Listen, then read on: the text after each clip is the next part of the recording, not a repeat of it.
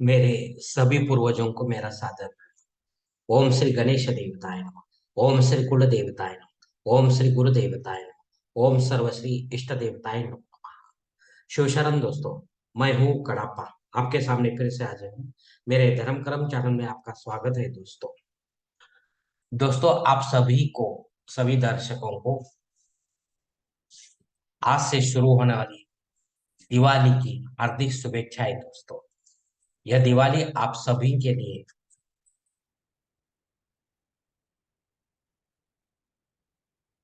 सुख समृद्धि धन धान्य दी की वृद्धि हो, सुख शांति समाधान आप सभी को प्राप्त हो दोस्तों। यही आशा करते हैं और विनती करते हैं प्रभु महादेव के चरण। दोस्तों, दिन, नक्षत्र और करण, इन पांच अंगों से बनता है पंचांग। और रोज संकल्प छोड़कर पूजा करने से, पंचांग बोलने या सुनने से नाने से भी आपको प्राप्त होने की संभावना बढ़ती है दोस्तों। क्योंकि तिथि हमें वैभव देती है, वार हमारी आयु बढ़ाता है, नक्षत्र हमारे सभी पापों को नष्ट करता है, योग हमें जुदाई से बचाता है और करण हमारी सारी मनोकामनाएं पूरी करता है दोस्तों। लेकिन इसके लिए हमें शास्त्र शुद्ध स्वधर्म का पालन करना चाहिए, अंतःकरण शुद्ध करना चाहिए, वास्तु दोष अगर है तो उसे हमें नष्ट करना चाहिए, हमारा भक्ति मार्ग शास्त्रविद कर्मों से भरना चाहिए, आत्मा परमात्मा का मिलन हमारे जीवन का उद्देश्य होना चाहिए। इसके बाद ही हमें कोई सिद्धि प्राप्ति की आशा करनी चाहिए दोस्तों। दोस्तों, इस पंचांग में रोज मैं आप पंचांग सूर्योदय के काल, यानी सूर्योदय कभी है, सूर्यास्त कभी है, प्रमुख ग्रहों की राशि स्थिति, जिसमें चंद्र, रवि, गुरु और शनि भी शामिल है। शनि इसके लिए शामिल है दोस्तों कि बहुत से लोगों को मालूम नहीं होता है कि मेरे राशि को शनि है क्या नहीं है। तो वैसे तो शनि ग्रह जो होता है 2.5 साल एक राशि में रहता है दोस्तों, फिर भी कुछ लोगों को मालूम नहीं होता है। इसके लिए मैंने उसे शामिल किया है, बाकी ग्रहों की जरूरत नहीं है दोस्तों। संकल्प में खाली आपको रवि, चंद्र और गुरु का ही काम पड़ना है।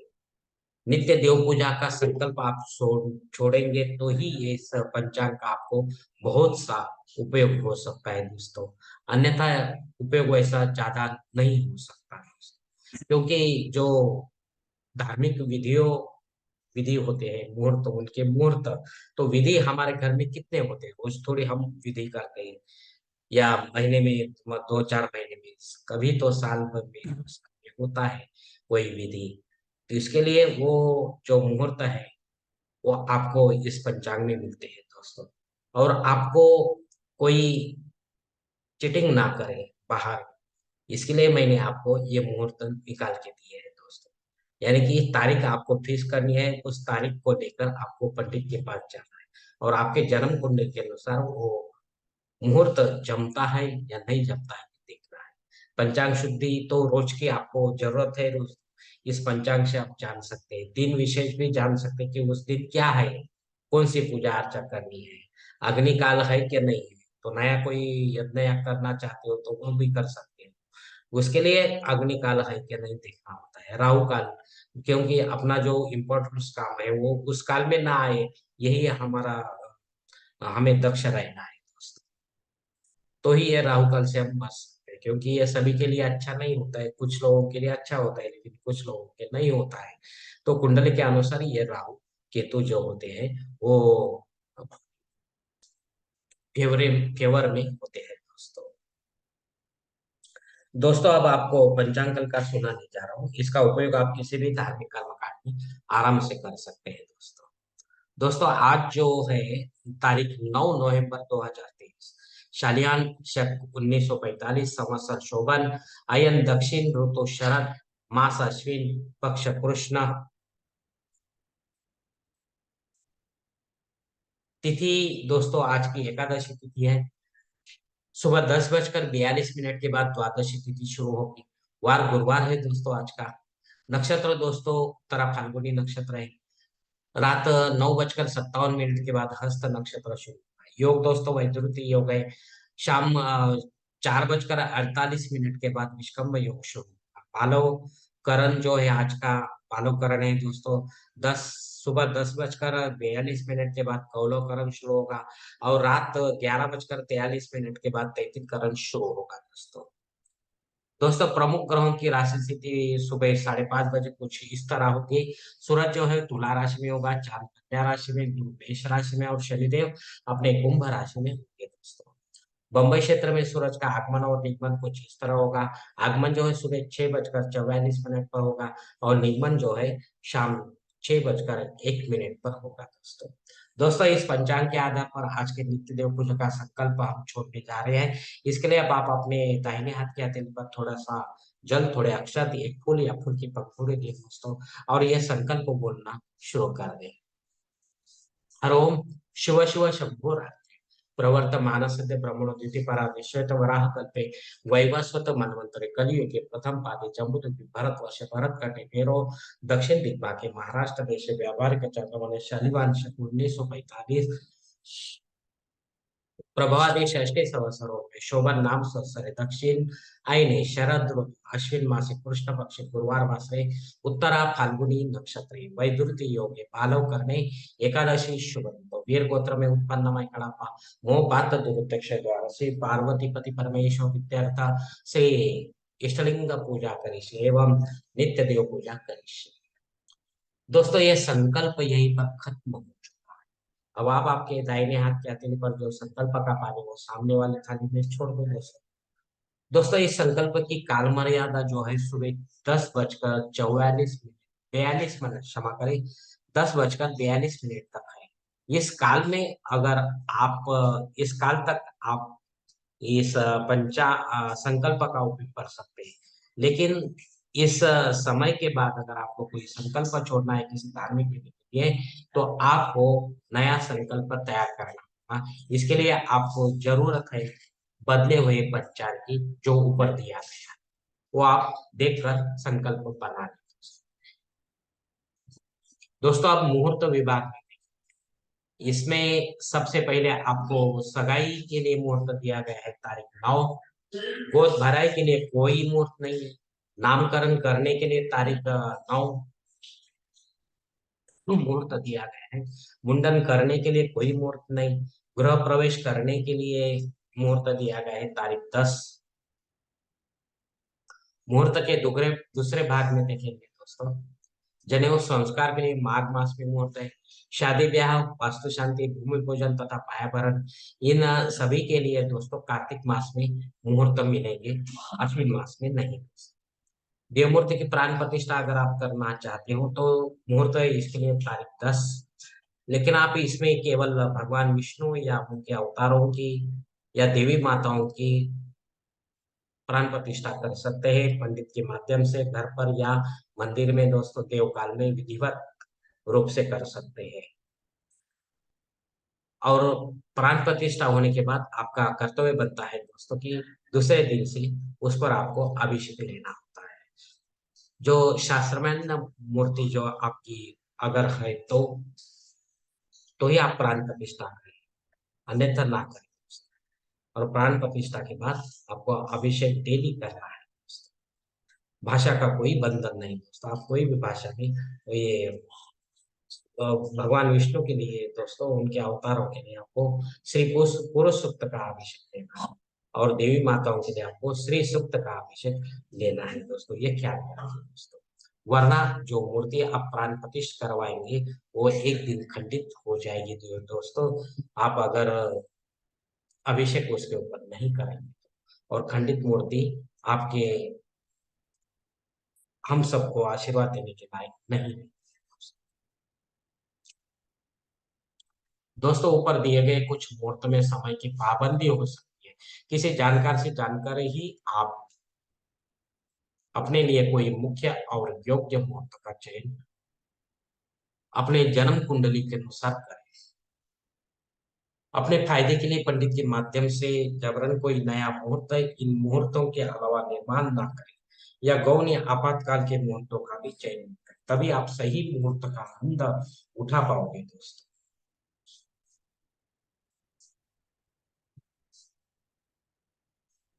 दोस्तों, पंचांग में दी गई कुछ अन्य महत्वपूर्ण जानकारी कुछ इस प्रकार है। पंचांग शुद्धि दोस्तों शाम 5 बजे तक, 5 बज के बाद अच्छा दिन है तब तक नहीं, क्योंकि वैधुति योग या अशुभ योग चल रहा है। दिन विशेष दोस्तों रमा एकादशी है, और वसुबारस है, और गुरु द्वादशी है। मतलब ये दिवाली का महापर्व जो है वो शुरू होने जा रहा है आज से दोस्तों। इन 3 योग जो है, ये 3 योग बहुत ही अच्छे आए हैं दोस्तों। एकादशी है, जो भक्तगण एकादशी का उपवास करते हैं उन्हें नियमों का पालन करके उपवास करना है दोस्तों। पूरे दिन भर में कोई तीखा या नमकीन चीज आपको खाना नहीं है दोस्तों। फल या फलों का रस, दूध या दूध के पदार्थ बने हुए जो होते हैं वो आप खा सकते हैं। और कल जो पूजा आपका सुबह का हो जाएगा, उसमें जो भोग लगाते हैं वो भोग ही आप ग्रहण करते हुए अथवा उपवास जो है एकादशी का वो छोड़ सकते हैं दोस्तों। दोस्तों इसके बाद वसुबारस है। वसुबारस मतलब गाय बछड़े की हमें पूजा करनी है, लेकिन जिंदा गाय बछड़े की पूजा करनी है, ये ख्याल में रखो दोस्तों। मूर्तियों की पूजा मत करो। मिट्टी की मूर्ति मिलती है गाय बछड़े की, उसकी पूजा मत करो। अगर करेंगे तो उसमें प्राण डालो, प्राण प्रतिष्ठा करो, बाद में पूजा अर्चा करो, नैवेद्य बताओ। वो नैवेद्य आपको ग्रहण करना है दोस्तों, क्योंकि हर एक को गाय बछड़ा मिलेगा ऐसा नहीं है दोस्तों। अगर आपके संपर्क में कोई गाय या बछड़ा नहीं है तो आप नहीं कर सकते दोस्तों। तो ना ना करें दोस्तों, कोई प्रॉब्लम नहीं है। लेकिन अचानक आपको कोई गाय मिल जाती है तो उसकी पूजा, आपको पूजा यानी उसको कुछ खिलाना है। ना कुछ मिले तो फल खिला दो दोस्तों, क्योंकि उस समय तो आपके पास अनाज का नैवेद्य नहीं रहेगा। और उसको ढूंढने जाएंगे तो आप तो मिलेंगे नहीं। और गौशाला में जाएंगे तो उनकी परवानगी बिना आपको गाय बछड़े जाकर नहीं कर सकते, नैवेद्य नहीं खिला सकते दोस्तों। तो इस झंझट में आपको पढ़ना है तो पढ़ सकते हैं।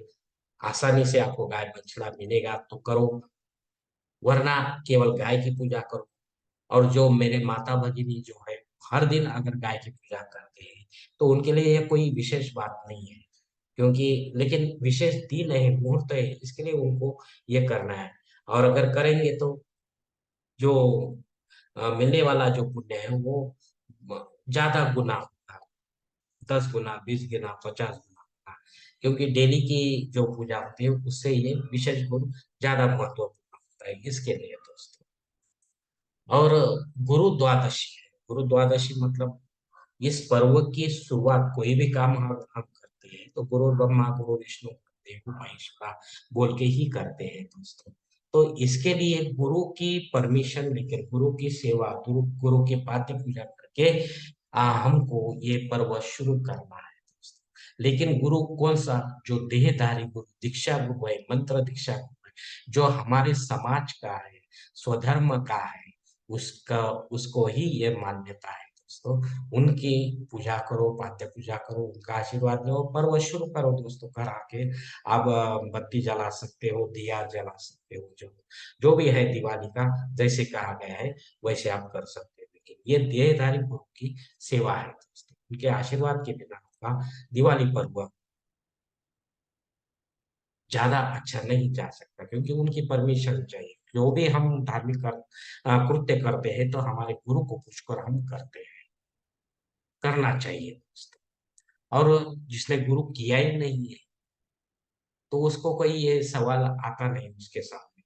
और जो सामान्य गुरु जो रहते हैं, गुरु जगत गुरु या कोई भी गुरु जो होते हैं, जैसे कि गजानन महाराज है, साईं बाबा है, स्वामी समर्थ है, या स्वामी अ, समर्थ रामदास स्वामी, तो ऐसे जो भी है वो दोस्तों उनकी परमिशन का सवाल आता है। तो ज्यादा करके अगर आपने नहीं किया है, करना तो चाहिए, क्योंकि भक्ति मार्ग जो होता है वो गुरु के बिना नहीं होता। पहली पायरी जो का स्टेज होता है वो गुरु होता है, और लास्ट का स्टेज जो होता है वो समाधि होता है। तो गुरु के आशीर्वाद के बिना हम समाधि में नहीं लीन हो सकते दोस्तों। तो सबके नसीब में ये नहीं होता है दोस्तों, इसके कारण तो जिनके नसीब में है वो कर सकते हैं, उन्हें ज्यादा पुण्य नसीब होगा दोस्तों। और अगर नहीं है तो आप दत्त गुरु को अपना गुरु मानिए, क्योंकि उसमें त्रिमूर्ति का वास है दोस्तों, ब्रह्मा, विष्णु और महेश, ये त्रिदेव का वास गुरु दत्त में है। तो दत्त गुरु को आप गुरु मान, जब तक आपके स्वधर्म का गुरु, समाज का गुरु नहीं मिलता है, तब तक आप दत्त गुरु की सेवा और उनका पूजन करो मंदिर में जाकर, घर पर नहीं, मंदिर में जाकर उनकी पूजा अटेंड करो, अभिषेक अटेंड करो, उनका आशीर्वाद लो और महापर्व का शुरू करो दोस्तों। जो भी आपको देना है मंदिर में दे सकते हैं, दान धर्म जो भी है कर सकते हैं, गरीबों को कुछ खिला सकते हैं, प्रसाद दे सकते हैं, जो भी है आप कर सकते हैं, देना चाहते हो तो दोस्तों। इस प्रकार आपको ये दिवाली की शुरुआत शुरू करनी है दोस्तों। अग्नि धरती पर सुबह 10:42 तक हाजिर है दोस्तों। इस काल तक आप नया होम यज्ञ कर्म शुरू कर सकते हैं, लेकिन आगे चलकर कहीं वो बंद न हो जाए, इसका भी ख्याल आपको रखना है। और रेगुलर है वो कभी भी कर सकते हैं। राहु काल जो दोपहर 1:30 से लेकर 3 बजे तक है, इस काल में अगर आपको कोई अपना ही काम बनते बिगड़ता मिलता है, दिखता है, तो उसे स्टॉप करो, उसे और कोई समय में पूरा करने की कोशिश करो, क्योंकि राहु ये सबके लिए अच्छा या बुरा नहीं होता है। जिसको अच्छा होता है उसको कोई प्रॉब्लम नहीं आता है, जो बुरा होता है तो उसके लिए प्रॉब्लम। तो उसे इस काल में काम मत करो, अलग और कोई हो सकता है आपको उसमें यश प्राप्त हो।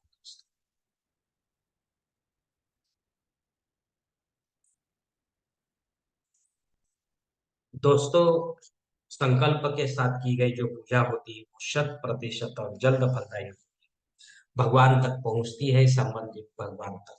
और भगवान ऐसे जो होते हैं वो हमें अपने कर्म का फल देते हैं दोस्तों, क्योंकि हम ही होते हैं ऐसे धार्मिक कर्म कांडों की करता रहता, हम ही होते हैं हमारे जीवन को बनाने और बिगाड़ने वाले। अगर आप मेरे विचारों से सहमत है तो कृपा करके मेरा धर्म कर्म चैनल सब्सक्राइब करो, लाइक करो, आपके फैमिली और दोस्त परिवार के साथ शेयर करो, और कमेंट्स बॉक्स में आप अपना कमेंट जरूर दे दोस्तों।